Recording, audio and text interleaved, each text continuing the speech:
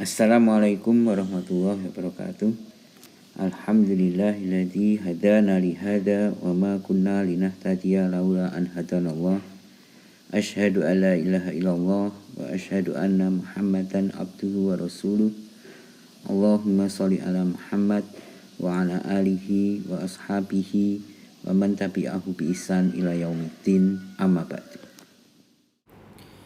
Nah, di sini saya akan menjelaskan tentang pengolahan air ya, sebagai salah satu utility penting di dalam sebuah industri, yaitu penyediaan air, di mana air yang kita sediakan di industri ini memiliki banyak peran ya. Bisa juga kita gunakan sebagai air proses, bisa sebagai air domestik ya untuk kebutuhan para penghuni pabrik, dan bisa juga sebagai air pendingin atau utility ya, yang dipakai untuk mendinginkan peralatan, mendinginkan reaktor, mendinginkan kondenser dan sebagainya. Nah, di sini dalam water treatment ini ada beberapa jenis supply ya, sumber airnya ini. Nah, salah satunya adalah surface water, yaitu dari permukaan. Misalnya termasuk surface water ini adalah misalnya danau, laut ya, bisa juga sungai, bisa juga ya sungai, laut, air laut, itu termasuk surface water. Lalu ada juga nanti air yang di dalam. Air dalam itu berarti dari sumur ya, sumber atau sumur. Nah, ini beda lagi cara pengolahannya. Nah, di sini yang perlu saya tunjukkan, kita belum berbicara secara detail ya, bahwa konsep pengolahan air itu ada beberapa tahapan yang menjadi tahapan pokok, yaitu ini misalnya koagulasi, flokulasi, sedimentasi, kemudian filtrasi. Inilah prosesnya. Jadi ketika kita mendapatkan air sumber, terutama sungai dan laut atau danau ya, air permukaan, itu kan kotorannya sangat maksimal ya, sangat banyak di sana, banyak yang sudah pernah masuk ke dalam air itu. Sehingga walaupun sudah melalui proses pre-treatment, ini namanya proses pre-treatment, preliminary treatment, jadi pengolahan awal, ini tergantung kondisinya ya, bisa macam-macam di sini. Nah, pengolahan air yang utama itu ini sebenarnya, jalur pengolahan air yang utama ini adalah ini. Nah, setelah kita peroleh air yang cukup terbebas dari kotoran-kotoran besar, maka kita nanti biasanya sebelum masuk ke proses mulai koagulasi ini, kita peroleh air keruh. Di sini kita peroleh air keruh. Air keruh itu ditandai dari TSS ya. TSS lebih dari 0. Jadi TSS itu menunjukkan kekeruhan air. Jadi kalau air jernih itu TSS-nya 0. Nah, dari keluar dari filtrasi ini diharapkan TSS-nya sudah 0. Suspended solid ya. Ini adalah berasal dari kata suspended. Jadi solid ini adalah padatan ya. Jadi suspended solid itu berarti padatan yang tersuspensi. Nah, suspensi itu seperti apa sih? Seperti apa ya? Seperti kalau kamu mengaduk susu itu ya, terlarut dengan baik di dalam air, tidak ada lagi padatan yang mengendap, tidak ada lagi susu bubuk yang mengendap, itu namanya sudah tersuspensi. Ya kan? Tapi menimbulkan warna putih susunya itu namanya tersuspensi. Kalau terlarut nanti warnanya tetap jernih, kayak gula kamu larutkan dalam air, lalu kamu aduk, nanti jadi hilang gulanya, airnya tetap jernih. Nah, itu berarti terlarut ya. Nah, ini tersuspensi. Nah, suspensi itu kemudian kalau kita proses dengan koagulasi, jadi butiran yang kecil tadi kita kumpulkan, kita gumpalkan, terkoagulasi, nanti akan membesar lalu terjadilah di sana flokulasi. Jadi nanti membentuk vlog-vlog. Vlog-vlog itu berarti butiran-butiran padatan yang lebih besar, lalu dia menempel satu sama lain. Nah, gitu ya, vlog-vlog. Lalu kalau kita diamkan, sedimentasi, kita diamkan, nanti akan ada yang mengendap di bawah ini. Nah, padatannya mengendap, lalu kita peroleh air yang di atasnya ini sudah lebih jernih tentunya daripada yang keruh ini. Di sini sudah agak jernih. Nah, di sini baru kita lakukan filtrasi, yaitu penyaringan. Lalu kita peroleh air jernih. Nah, setelah air jernih baru treatment selanjutnya akan dipakai apa? Kalau untuk air domestik atau air minum, berarti ada proses desinfektan di sana dan seterusnya. Jadi yang perlu dijelaskan di sini, proses air yang utama itu ini, koagulasi, flokulasi, sedimentasi dan filtrasi. Ini yang utama. Ini yang merupakan proses utama. Tapi apakah selalu begini? Ya lihat kondisi sumbernya. Kalau sumbernya keruh berarti butuh koagulasi. Sehingga nanti menghasilkan flokulasi, sedimentasi, baru filtrasi. Kalau airnya dari sumur sudah jernih, berarti mungkin bisa langsung ke arah filtrasi.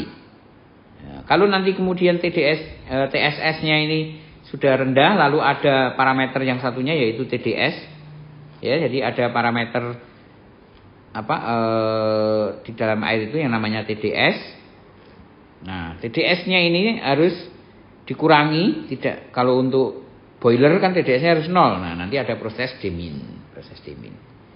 Iya.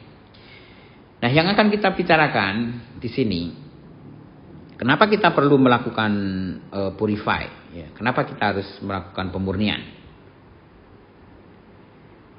Karena banyak hal di sini, ya kan? Salah satunya, contohnya adalah seasonal variation may occur in water. Nah, kita tidak tahu perjalanan air itu sebelum sampai ke kita. Apa yang terjadi dengan air itu? Mungkin dia sudah melarutkan apa saja, ya kan? Nah, kemudian bisa juga very poor quality. Air yang ada di sekitar kita yang kita peroleh itu kadang-kadang kualitasnya sangat buruk. Nah, itu juga perlu kita pertimbangkan. Perlu kita lakukan pemurnian itu di situ. Kemudian mengontrol mikroba, ya kan, dan yang lainnya. Nah, kontaminan di dalam air itu ada macam-macam, ya. Salah satunya bahan organik, ya kan, bisa juga inorganik, bahan organik, padatan, bisa juga gas terlarut, bisa juga mikroorganisme itu yang ada di dalam air. Nah, treatment tergantung dari water chemistry, ya, tergantung dari kandungan chemistry dari water itu. Makanya sebelum kita melakukan treatment, kita harus melakukan sampling, ya kan. Kita harus mempelajari dulu kira-kira apa yang terkandung di dalam bahan baku kita itu. Karena nanti itu akan menentukan proses yang kita lakukan.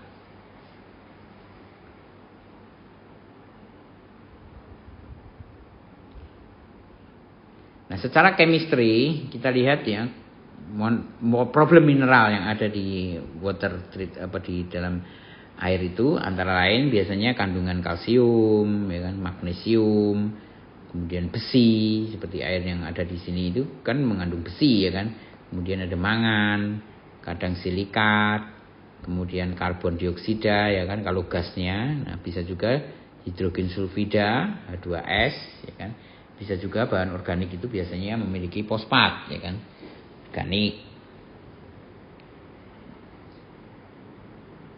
Nah, ini adalah termasuk senyawa-senyawa polutan yang ada di dalam air yang harus di treatment. Treatment itu bisa mengurangi, ya kan. Jadi kita mengurangi kadarnya atau removal. Jadi kita menghilangkan, bisa mengurangi atau menghilangkan. Itu salah satu tujuan dari treatment yang kita lakukan. Kontaminan air yang lain yang sekarang ini juga sudah jadi salah satu isu yang penting juga, ya, yang untuk dihilangkan, antara lain adalah kandungan tembaga, ya kan, kemudian aluminium dan ini yaitu logam berat, heavy metal, berupa arsen, timbal, kadmium, ya kan? Dan nitrat ini juga termasuk yang kontaminan mineral yang perlu dihilangkan juga, ya kan? Nitrat. Kemudian kalau dari sisi mikroorganisme bisa juga berbentuk alga, protozoa, ya kan? Ini bakteri, ya, tentunya, ya, kelas-kelas bakteri, Pseudomonas, kemudian Escherichia coli, E. coli ini yang paling terkenal, ya. Kalau untuk pengolahan air itu biasanya yang dicek E. coli atau coliformnya ini. Nah, ini adalah beberapa kontaminan dalam air yang harus kita treatment, yang harus kita hilangkan. Biofilm formation, pembentukan biofilm, ya kan. Biofilm itu berarti semacam apa ya, padatan ya, bentuk lapisan gitu ya. Padatan yang menggumpal lalu membentuk lapisan. Seperti kalau kita ke kamar mandi itu kan kadang airnya lantainya terasa licin. Nah, licinnya itu adalah salah satu bentukan dari bakteri-bakteri ini. Jadi licinnya itu menunjukkan memang di situ ada bakteri, di situ ada koloni yang tumbuh, bahan organik yang tumbuh sehingga dia terasa licin. Makanya kalau dibersihkan dengan antibakteri nanti jadi keset lagi. Vlog bakteri itu ya yang membentuk licinnya di perairan ya. Licin itu kan ada itu. Kemudian beberapa parameter yang dipakai untuk mengukur kejernihan air, salah satunya adalah dengan turbidity, ya kan? Turbidity. Di situ yang menjadi material penyusun dari turbidity ini antara lain adalah beberapa material ini ya, material yang dia nanti tersuspended ya. Yang kita sebut suspended itu seperti terlarut ya, tapi materialnya besar ya kan. Jadi hampir seperti solution ya kan. Hampir seperti solution, cuma materialnya lebih besar. Kalau solution itu materialnya lebih kecil sehingga dia tidak mewarnai ya kan, larut dan tidak mewarnai air. Nah, tidak mewarnai. Ini solution ya kan, terlarut. Kita punya garam dilarutkan dalam air, maka garam itu hilang. Tapi warna airnya tetap jernih ya. Kalau suspended itu kita punya susu dilarutkan dalam air, padatan susunya hilang. Dia menyatu dengan air, tetapi airnya jadi berwarna keruh. Nah, itulah suspend, ya kan? Suspended. Maka diukur dengan turbidity itu nantinya. Itu digunakanlah turbidity untuk parameter pengukurannya, ya kan? Dan ini adalah merupakan first step, ya, langkah pertama. Tentunya kita menginginkan air itu yang jernih. Berarti turbidity-nya harus kecil, ya kan? Harus 0 ya, harus kecil-kecilnya. Nah, di dalam pengolahan air nanti kita akan menemukan apa yang disebut dengan hardness, ya kan? Dari kata hard, ya, kekerasan. Hard itu artinya kan keras ya. Kekerasan air, tapi bukan air keras ya. Kekerasan air ini diukur dari apa sih? Yaitu dari kadar kalsiumnya. Kalsium CaCO3. Nah, ukuran hard itu kalau kadarnya 120 sampai 180. Lebih dari 180 very hard, ya kan. Moderat itu 60 sampai 120, soft 0 sampai 60. Nah, jadi kekerasan air itu diukur dari kadar kalsium. Dengan ukuran apa? ppm. ppm itu berarti part per million. Nah, million itu berarti bagian per sejuta, ya. Jadi sepersejuta. 1/1 juta. Nah, itu ppm. Atau kalau dalam ukuran air lebih nyaman disebut dengan miligram per liter. Miligram per liter. Kalau gram per liter, ya kan, harusnya gram itu pasangannya kan mililiter ya, gram per mililiter. Gram per liter itu berarti tingkatnya 1000 ya kan. Tapi kalau miligram ke liter, ini kan tingkatannya berarti 10 pangkat 6 kali, ya kan. Nah, maka memang nggak nyambung ya kan. Karena ini kan satuannya gram, ini per liter. Bagaimana bisa tanpa satuan? Enggak, ya nggak nyambung ya. Tapi ini semacam konsensus. Jadi part per million di dalam cairan itu bisa juga dinyatakan dalam miligram per liter, ya. Bukan miligram per mililiter ya. Kalau miligram per mililiter itu 1/1000 berarti. Ya 1/1000. Miligram per mililiter itu sama ya kan, sederajat itu.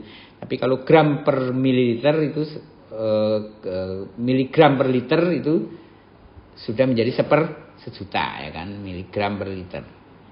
Miligram per mililiter, nah, ada gram per liter. Nah, yang sederajat berarti gram per liter ya. Oke, enggak usah intinya ini ya.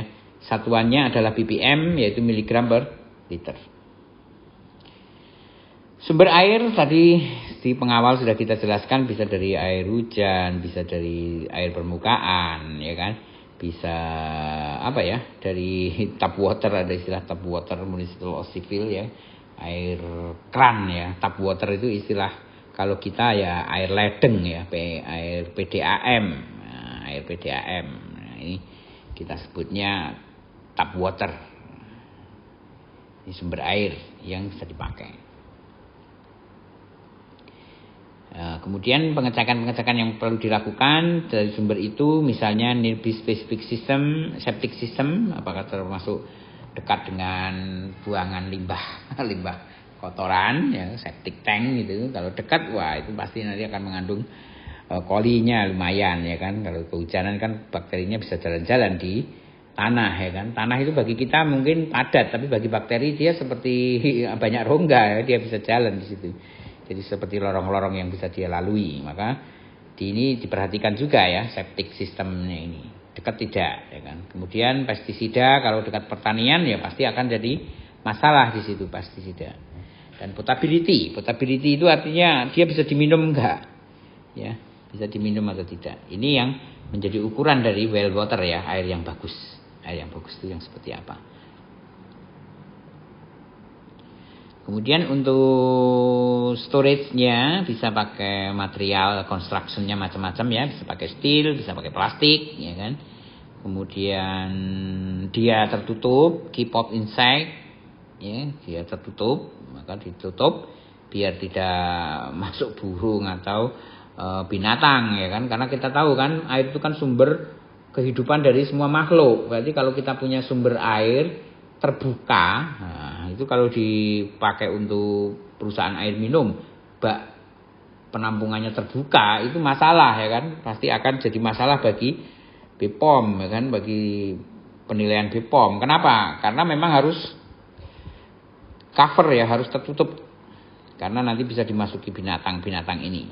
Nah, itu kan nanti mengganggu mikroba yang ada di sumber air kita, walaupun nanti kan diproses. Ya, sebisa mungkin kan sumbernya yang bagus gitu loh. Jadi walaupun nanti juga pemeriksaan di produk, tetap juga sumber itu jadi tindakan awal karena dia merupakan pre-treatment ya, pre-treatment. Pre-treatment itu harus dicek juga. Apalagi kalau itu untuk penampungan air jadi, ya wajib tertutup ya kan, wajib tertutup. Oke. Beberapa guiding atau semacam apa ya istilahnya ukuran atau standar air minum itu ada ya tentunya, atau air ya, pengolahan air itu ada dari WHO, itu ada standarnya, nanti bisa dilihat sendiri seperti apa itu standarnya. Nah kemudian preliminary pre-treatment step, langkah pre-treatment itu antara lain sudah kita berikan penjelasan di awal tadi, yaitu koagulasi, flokulasi, kemudian kalau perlu desalinasi, softening dan sebagainya, itu proses-proses yang ada di air. Tapi tidak selalu semuanya begini ya, tergantung dari kondisi sumber dan proses yang kita jalani dan kebutuhannya. Nah, gitu. Tapi kayak koagulasi dan flokulasi itu wajib kalau airnya keruh. Gitu. Kalau airnya dari sumur kan biasanya sudah jernih, mungkin langsung filtrasi. Kemudian chlorine removal. Nah ini juga menjadi bagian penting juga ya, chlorine removal, menghilangkan klorin. Karena ini termasuk bahaya klorin itu ya.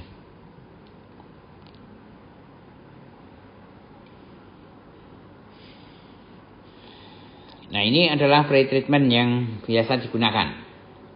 Ya. Nah ini tentunya tidak selalu seperti ini ya, tidak selalu seperti ini, yang seperti proses yang saya jelaskan tadi. Koagulasi, flokulasi, lalu filtrasi, ya kan. Kalau ini ada aktivatif karbon, berarti dia mengurangi TDS-nya. Lalu pakai penyaring dengan cartridge ya, ukuran 5 mikrometer. Berarti ini kayak penyaring kertas gitu ya, yang ukurannya lebih kecil. Nah, di sini aktivatif karbon ini untuk menghilangkan senyawa-senyawa organik yang berbau, ya kan, organik odor, ya kan. Nah, biasanya yang berbau-bau ini akan diserap dengan karbon aktif. Jadi karbon aktif tentunya airnya sudah berjernih ya kan, keluar dari filter, keluar dari sand filter ini sudah jernih. Jadi proses sebelumnya koagulasi, flokulasi dan sedimentasi, lalu masuk filter jernih, lalu baru treatment selanjutnya. Baunya dihilangkan dengan aktivasi karbon, lalu ingin lebih bagus lagi kalau untuk air minum berarti ada proses cartridge, ya kan? Ada filtrasi yang lebih kecil lagi yaitu menggunakan cartridge yang ukurannya mikrometer. Wah, kecil banget kan itu, sejuta ya, sejuta meter. Jadi kecil sekali. Ini dijamin sudah sangat bersih ya air dari sini. TSS-nya sudah 0 ya kan, dan TDS-nya baru bisa dikurangi nanti. Dengan untuk kasus water softener ya, kita harus turunkan kekerasan airnya itu. Berarti di sini kita perlu lakukan exchange mineral ya kan. Ca ditukar dengan magnesium ya. Ca dan magnesium ditukar dengan natrium. Tukar dengan magnesium. Biasanya pencemar air itu kan ini, kalsium dan magnesium. Lalu kita ganti dengan natrium. Makanya disebut ion exchange, ya kan? Jadi Ca dan magnesium itu yang terlarut di situ, TDS yang terlarut di situ diganti dengan natrium. Nah, ini contoh prosesnya ya, alatnya. Bentuknya tabung-tabung seperti ini ya. Treatment room. Kemudian, nah ini kalau kita jadikan dia sebagai air sudah bersih di sana, lalu kita jadikan sebagai drinking water. Nah, nanti standarnya berbeda ya. Kalau drinking water berarti harus bisa diminum. Nah, di sanalah baru kita mulai berbicara tentang jumlah coli bakterinya, ya kan? Kalau dia 5.000 per 100 ml dan turbidity-nya 10 unit, itu dianggap bagus. Kalau lebih dari 20.000 per 100 ml dan turbidity-nya lebih dari 250 unit, maka itu dianggap sangat buruk. Untuk treating to potable water, jadi untuk air yang siap diminum. Nah, itu sangat buruk ya kualitasnya kalau seperti itu. Berarti ini adalah berbicara tentang sumber airnya ya. Berarti yang kita cari ya setidaknya yang seperti ini, lalu turbidity-nya hanya 10 unit. Nah, jadi sebelum masuk ke antibakteri ini sudah kondisinya seperti ini harusnya ya. Nah, itu prosesnya. Kemudian tentang regulasi ini tentu berbeda-beda setiap negara. Tapi seperti yang sudah dijelaskan tadi, koagulasi, flokulasi, sedimentasi, dan filtrasi proses utamanya. Lalu untuk air minum ada desinfektan, ada klorinasi. Kalau sekarang air minum dengan SNI berarti pakai ozon, ya kan? Desinfektannya ini pakai ozon. Jadi kalau di AMDK air minum dalam kemasan dia pakai ozon. Ozon jenisnya. Kalau di refill air sulang gitu, dia pakainya dia menggunakan UV, lampu UV. Tentu ini kualitasnya di bawahnya ozon ya. Ozon lebih bagus sebagai desinfektan. Air minum standar SNI harus pakai ozon, nggak boleh hanya UV. Kalau air isi ulang masih pakai UV ya tingkatannya. Memang belum standar di situ ya. Oke, itu sekiranya ya beberapa konsep pengolahan air standar di sini kita berikan ya sebagai pengantar saja. Tentunya nanti ada tingkatan yang lebih tinggi lagi ya kan. Bagaimana menghitung sedimentasi di dalamnya ya, sedimentation itu bagaimana ngitungnya, bagaimana ukurannya dan seterusnya. Ini akan kita pelajari lebih lanjut pada kuliah selanjutnya nanti. Baik, demikian semoga bermanfaat. Kita akhiri. Assalamualaikum warahmatullahi wabarakatuh.